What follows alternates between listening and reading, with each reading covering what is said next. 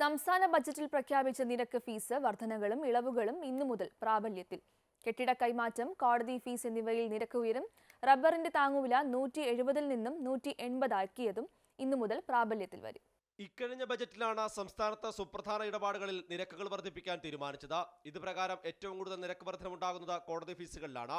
Check കേസുകളുമായി ബന്ധപ്പെട്ടുള്ള കോടതി നടപടികൾക്ക് ഫീസ് നിലവിൽ 10 രൂപയാണ്. ഇത് ചെക്കിലെ തുകയ്ക്കനുസരിച്ചാണ് വർദ്ധിപ്പിച്ചത്. ചെക്ക് കേസുകളിൽ അപ്പീൽ നൽകാനുള്ള തുകയും വർദ്ധിക്കും. സെഷൻസ് കോടതിയിൽ അപ്പീൽ ഫയൽ ചെയ്യാൻ 1000 രൂപയായി ഫീസ് ഉയരും. ശിക്ഷാവിധികൾക്കെതിരെ ഹൈക്കോടതിയിൽ റിവിഷൻ പെറ്റീഷൻ ഫയൽ ചെയ്യുമ്പോൾ നൽകേണ്ട തുക 1500 ഉയരും. കുടുംബ കോടതി ഫീസും വർദ്ധിക്കും. 500 ചതുരശ്ര അടിയിൽ കൂടുതലുള്ള കെട്ടിടങ്ങളുടെയും കെട്ടിടങ്ങളടങ്ങിയ ഭൂമിയുടെ കൈമാറ്റത്തിനും നികുതി വർദ്ധിക്കും. 100 കോടി രൂപയുടെ അധിക വരുമാനമാണ് ഇത്തരത്തിലുള്ള വർധനവിലൂടെ സംസ്ഥാന സർക്കാർ പ്രതീക്ഷിക്കുന്നത്. അതേസമയം നിരക്കിളവുകളും പ്രാബല്യത്തിൽ വന്നു. ഇതര സംസ്ഥാനങ്ങളിൽ നിന്നുള്ള ഓൾ ഇന്ത്യ പെർമിറ്റ് എടുത്ത വാഹനങ്ങൾക്ക് സംസ്ഥാനത്തേക്ക് പ്രവേശിക്കുന്നതിനുള്ള നികുതി ഇളവ് ഇന്നു മുതൽ ലഭിച്ചു തുടങ്ങും. മുൻപ് 3 മാസത്തെ നികുതിയാണ് ഈടാക്കിയിരുന്നത്. പുതിയ നയപ്രകാരം ഇത് 7 ദിവസമായി കുറച്ചു.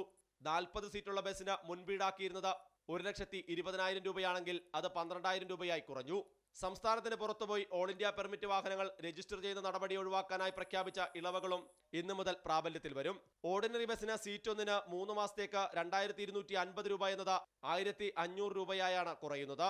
റബ്ബറിന്റെ താങ്ങുവില 170-ൽ നിന്ന് 180 ഉയർത്തിയതും ഇന്നു മുതൽ പ്രാബല്യത്തിൽ വരും.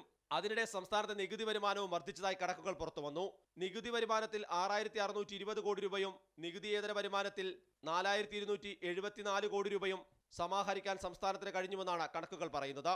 അമൃത ന്യൂസ്, തിരുവനന്തപുരം.